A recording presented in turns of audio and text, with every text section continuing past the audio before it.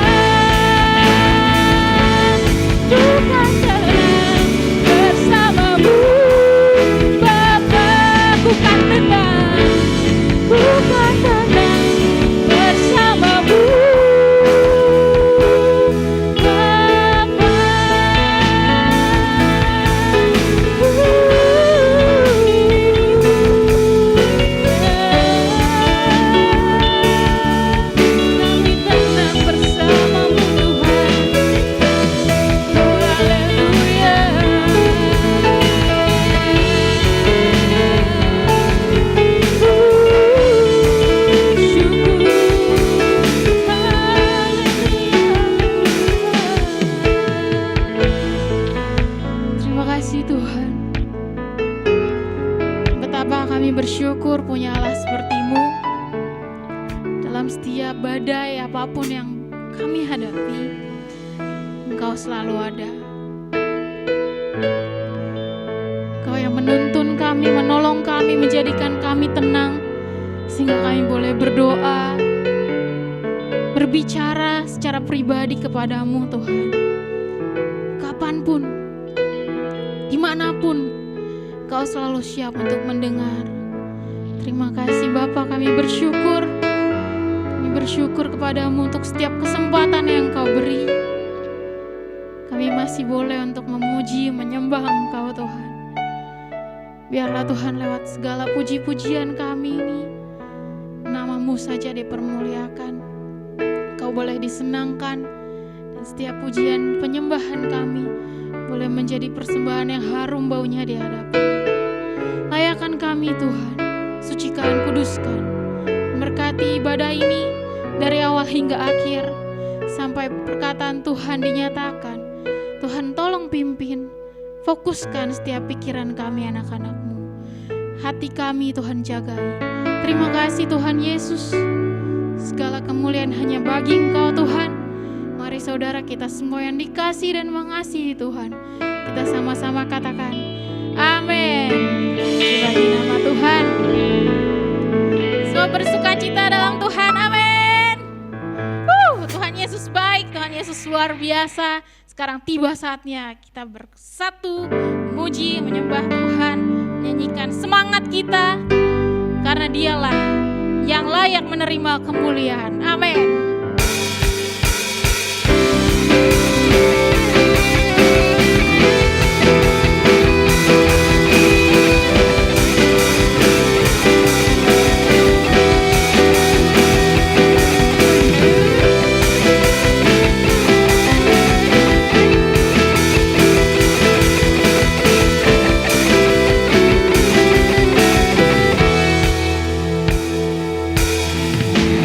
Tiba saatnya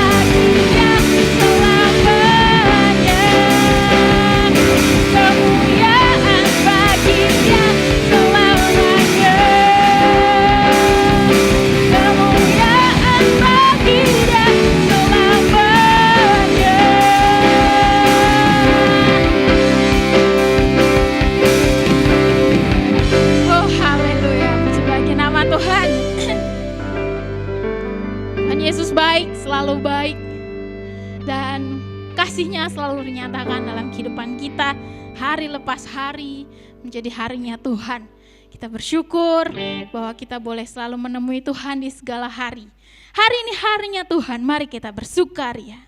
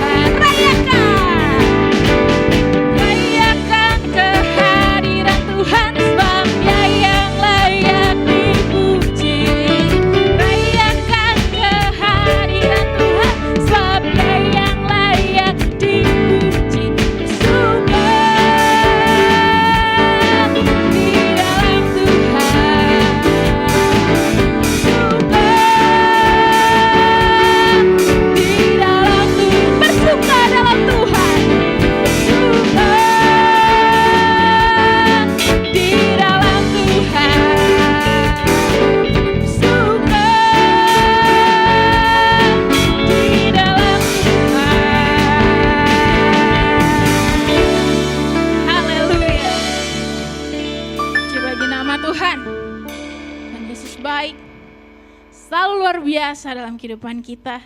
Roma 12 ayat 12 berkata, bersukacitalah dalam pengharapan, sabarlah dalam kesesakan, dan bertekunlah dalam doa.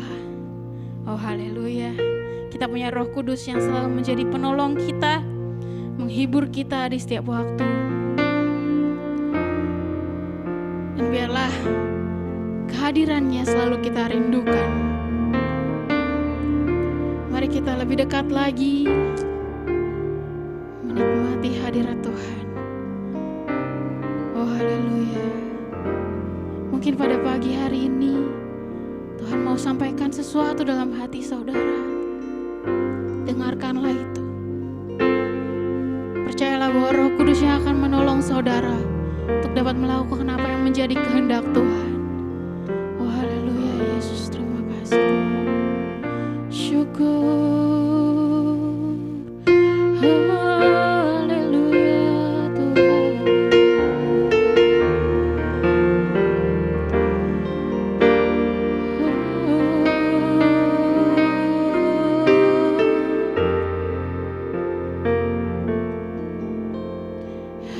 Hadirmu selalu ku rindu.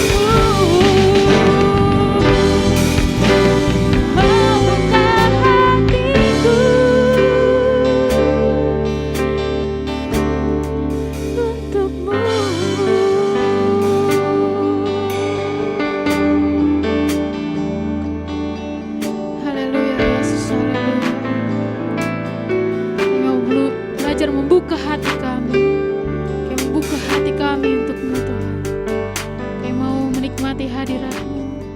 Kami mau menikmati setiap perkataan firman-Mu Tuhan. Terima kasih Bapa, kami bersyukur untuk segalanya yang Kau berikan dalam kehidupan kami. Terima kasih.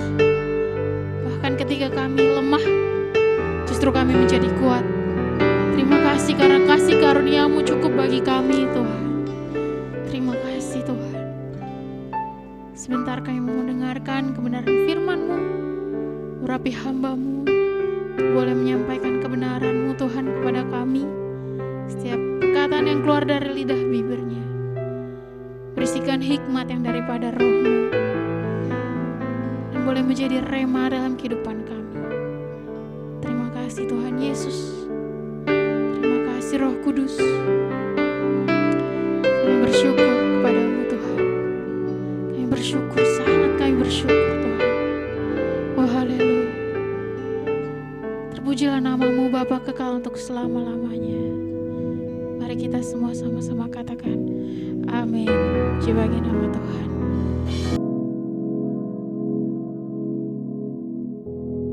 Shalom saudara terkasih di dalam Tuhan, puji bagi nama Tuhan. Senang sekali bisa kembali menyapa saudara jemaat Tuhan yang ada di Cirebon. Sudah lama kita tidak bertemu, tapi puji bagi nama Tuhan, kita masih dapat dipertemukan secara online saudara, puji bagi nama Tuhan. Oke, hari ini kita akan membahas sebuah tema yang mungkin saudara semua sering mendengar, mungkin dari sekolah minggu, dari ibadah, khotbah-khotbah, dari YouTube juga, yaitu mengenai kasih saudara. Marilah kita bahas lebih dalam, kita pelajari lebih dalam apa yang Tuhan maksud mengenai kasih itu saudara. Mari kita buka bersama-sama di dalam kitab Yohanes pasalnya ke-15 ayatnya yang ke-10. Yohanes 15 ayat yang ke-10. 1, 2, 3. Jikalau kamu menuruti perintahku, kamu akan tinggal di dalam kasihku, seperti aku menuruti perintah Bapakku dan tinggal di dalam kasihnya. Oke, sebelum itu saya akan memberikan sedikit perumpamaan saudara. Mungkin saudara semua pernah melihat atau merasakan sendiri, jika seorang anak hidup tanpa kasih sayang dari kedua orang tuanya, tentu ia akan tumbuh dengan tidak baik saudara. Tetapi sebaliknya, jika seorang anak mendapatkan kasih sayang yang cukup dari orang tuanya, ia akan hidup dengan nyaman, aman, dan tenang saudara. Karena ada yang menjamin dalam kehidupannya. Saya memiliki seorang teman di SMA. Dia memiliki kedua orang tua, tetapi ia kurang mendapatkan kasih sayang dari orang tuanya saudara. Lalu apa yang terjadi?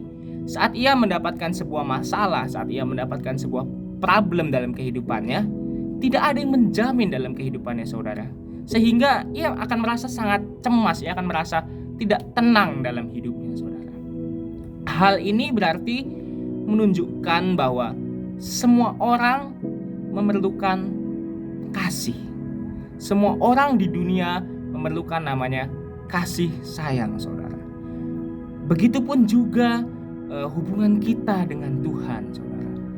Kita perlu tinggal di dalam kasih Tuhan. Seperti anak tersebut. Seorang anak harus tinggal di dalam kasih orang tuanya. Kita pun harus tinggal di dalam kasih Tuhan. Dan pada ayat ini, ayat 9 mengatakan, seperti Bapa telah mengasihi aku, demikian juga aku telah mengasihi kamu. Tinggallah di dalam kasihku itu. Saya ulangi sekali lagi. Seperti Bapa telah mengasihi aku, demikianlah juga aku telah mengasihi kamu. Tinggallah di dalam kasihku itu. Firman Tuhan hari ini menyatakan bahwa kita harus tinggal di dalam kasih Tuhan. Tuhan memerintahkan kita untuk kita tinggal di dalam kasih Tuhan. Ini sangat luar biasa saudara, karena kita Tuhan tidak meminta kita, Tuhan tidak meminta kita untuk mencari kasih tersebut. Tuhan tidak meminta kita untuk membeli kasih tersebut, tapi Tuhan meminta kita untuk kita tinggal di dalam kasih Tuhan. Berarti Tuhan sudah memberikan kasih-Nya kepada kita dan Tuhan meminta kita untuk tinggal di dalam kasih-Nya. Lalu ayat 10 berkata, "Jikalau kamu menuruti perintahku, kamu akan tinggal di dalam kasih-Ku, seperti aku menuruti perintah Bapa-Ku dan tinggal di dalam kasih-Nya." Ayat 10 ini merupakan cara untuk kita dapat tinggal di dalam kasih Tuhan. Yaitu apa, saudara? Jikalau kamu menuruti perintahku, berarti kita diminta untuk menuruti perintah Tuhan agar kita dapat tinggal di dalam kasih Tuhan. Dan di dalam ayat 10 ini Tuhan juga memberikan sebuah teladan bagi kita. Di sana mengatakan, seperti aku menuruti perintah Bapakku dan aku tinggal di dalam kasih-Nya.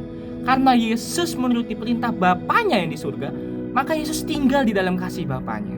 Dan Tuhan pun meminta kita demikian. Kita diminta untuk menuruti perintah-Nya agar kita dapat tinggal di dalam kasih Tuhan. Lalu yang menjadi pertanyaannya, mengapa Tuhan meminta kita untuk tinggal di dalam kasih Tuhan? Mengapa Tuhan meminta kita untuk menuruti perintah-Nya agar kita dapat tinggal di dalam kasih Tuhan? Jawabannya ada di ayat 11, saudara. Ayat 11 mengatakan, "Semuanya itu kukatakan kepadamu supaya sukacitaku ada di dalam kamu dan sukacitamu menjadi penuh." Ini menjadi suatu hal yang luar biasa, saudara. Tuhan memerintahkan kita untuk kita tinggal di dalam kasih-Nya agar sukacita Kristus turun atas kita, agar sukacita Yesus memenuhi setiap kehidupan kita. Sukacita yang dimaksud di sini itu berbeda dengan sukacita yang kita bayangkan di dunia ini, saudara. Kata sukacita atau my joy bahasa Inggris ya, di dalam ayat ini itu sama dengan yang dikatakan di dalam Yohanes 14 ayatnya yang ke-27. Yohanes 14 ayat yang ke-27 berkata demikian, "Damai sejahtera-Ku tinggalkan bagimu, damai sejahtera-Ku kuberikan kepadamu, dan apa yang kuberikan tidak seperti yang diberikan oleh dunia kepadamu." Arti dari sukacitaku itu sama dengan arti yang ada di dalam Yohanes 14 ayat 27 ini, yaitu damai sejahtera-Ku. Jadi arti sukacita itu sama dengan arti damai sejahtera-Ku. Dan ini menjadi hal yang sangat luar biasa karena dikatakan damai sejahtera-Ku kuberikan kepadamu, dan apa yang kuberikan tidak seperti yang diberikan oleh dunia kepadamu. Berarti kesimpulannya, sukacita yang Yesus berikan itu tidak sama dengan sukacita yang diberikan oleh dunia ini, saudara. Mungkin di dunia ini kita bisa merasakan sukacita berbagai macam, saudara. Mungkin kita bisa merayakan pesta, atau kita merasakan hal-hal duniawi yang lainnya, kekayaan, atau apapun itu yang membuat kita merasa sukacita. Tetapi perlu digarisbawahi, saudara, bahwa sukacita yang kita terima di dalam dunia ini itu bersifat palsu atau semu, atau hanya sementara. Berarti sukacita yang kita terima di dunia ini bisa hilang, saudara. Bisa hilangnya saat apa? Saat kita meninggal, kita bisa kehilangan itu. Atau saat kita merasa tidak happy, tidak nyaman menjalani kehidupan, kekayaan yang kita terima itu tidak akan membuat kita merasa sukacita, saudara. Tetapi sangat luar biasa dikatakan bahwa damai sejahtera, sukacita yang kuberikan tidak sama seperti yang diberikan oleh dunia. Hal ini menandakan bahwa apa yang Yesus berikan itu tidak sama dengan yang diberikan dunia. Yang diberikan dunia bersifat palsu, bersifat sementara. Tetapi sukacita yang diberikan oleh Tuhan itu berkelanjutan, saudara. Berkelanjutan artinya apa? Walaupun dalam hidup kita mengalami sebuah masalah, mengalami sebuah problematika dalam kehidupan, kita tetap bisa merasakan sukacita tersebut, saudara. Sukacita kita tidak tergantung kepada hal duniawi, Tetapi kita tetap bisa merasakan sukacita walau di tengah kesulitan hidup, saudara. Dan di sini dikatakan bahwa sukacitamu menjadi penuh. Ada seorang bapak gereja, John Calvin, mengatakan, bukan berarti bahwa orang percaya akan bebas sepenuhnya dari semua kesedihan, tetapi bahwa dasar dari sukacita akan jauh lebih besar, sehingga tidak ada ketakutan, kekhawatiran, kesedihan yang akan menelan mereka, saudara. Tuhan tidak pernah janji bahwa hidup kita akan selalu lurus, hidup kita akan selalu baik-baik saja. Tetapi Tuhan akan berjanji bahwa Tuhan memberikan sukacitanya kepada kita untuk kita mengalami hal tersebut. Jadi walaupun hidup kita sedang dalam masalah, walaupun hidup kita sedang dalam problem kehidupan, kita tetap bisa mengalami sukacita tersebut. Jika kita tinggal di dalam kasih Kristus. Itu garis bawahnya, saudara. Kita akan merasakan sukacita yang tadi Tuhan sudah janjikan itu jika kita tinggal di dalam kasih Kristus. Lalu apa yang menjadi perintah agar kita dapat tinggal di dalam kasih Kristus, saudara? Saya memberikan sebuah ilustrasi kembali. Saya hidup pelayanan di sini, tinggal di dalam sebuah gereja. Ada perintah-perintah yang harus saya lakukan, saudara. Jika saya tidak melakukannya, maka saya tidak dapat tinggal di sini, saudara. Begitupun juga yang Tuhan maksud. Jika kita ingin tinggal di dalam kasih Tuhan, maka harus ada perintah yang kita lakukan, saudara. Baru kita bisa tinggal di dalam kasih Tuhan. Perintah tersebut terdapat dalam ayat yang ke-12. Di situ mengatakan, inilah perintahku, yaitu supaya kamu saling mengasihi, seperti aku telah mengasihi kamu. Ini merupakan perintah yang Yesus berikan kepada kita, saudara.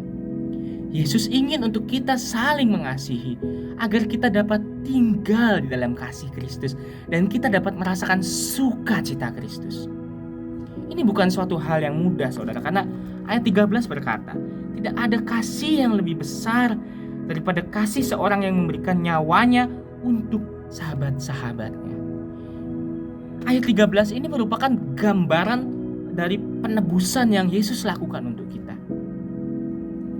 Dalam kitab Roma, kita tahu bahwa sebelum kita diperdamaikan oleh Allah, kita merupakan seteru Allah. Berarti hal ini merupakan sebuah gambaran bahwa Yesus mengasihi musuh-musuhnya dengan mengorbankan nyawanya untuk kita. Kita disebut musuh Kristus, kita disebut musuh Allah, seteru Allah sebelum kita diperdamaikan. Ini merupakan suatu gambaran yang ingin Yesus sampaikan bahwa hal tersebut juga yang harus kita lakukan, yaitu kita harus mengasihi sesama kita walaupun ia adalah musuh kita. Mungkin selama ini kita hanya memandang kasih sebatas kasih kepada orang tua, hanya kasih kepada anak, hanya kasih kepada sesama kita. Tetapi apakah kita bisa melakukan yang Yesus sudah tunjukkan kepada kita? Bahkan seseorang yang mungkin kita benci, mungkin kita musuhi, mungkin kita tidak suka dengan orang itu, tapi kita harus mengasihinya, saudara. Kita harus mengasihinya. Memang bukan suatu hal yang mudah bagi kita untuk melakukan hal tersebut. Tapi marilah kita berdoa, marilah kita minta tuntunan Roh Kudus agar kita dapat belajar mengasihi sesama kita, musuh kita, orang tua kita, anak kita. Dan memang kita tidak bisa melakukan seperti yang Yesus lakukan, saudara. Sini Yesus mengatakan bahwa ia mati untuk sahabat-sahabatnya. Saya memiliki sahabat di Cirebon. Mungkin di dalam gereja, lingkup gereja saya punya sahabat seperti Yusang, seperti Kunto. Tapi yang menjadi pertanyaannya adalah, apakah mereka mau mati untuk saya? Apakah mereka mau untuk mati untuk saya? Tentunya tidak, saudara. Tapi puji bagi nama Tuhan, kita bisa melakukan hal yang lain tanpa harus mengorbankan nyawa kita untuk sahabat-sahabat kita. Kita bisa mengasihi sesama kita, kita bisa mengasihi musuh kita, kita bisa mengasihi orang-orang terdekat kita. Dengan cara apa? Mungkin dengan cara kita berdoa bagi mereka, mengampuni mereka yang bersalah. Itu juga merupakan sebuah kasih yang kita lakukan, saudara. Mengasihi sesama kita, musuh kita dengan mengampuni mereka.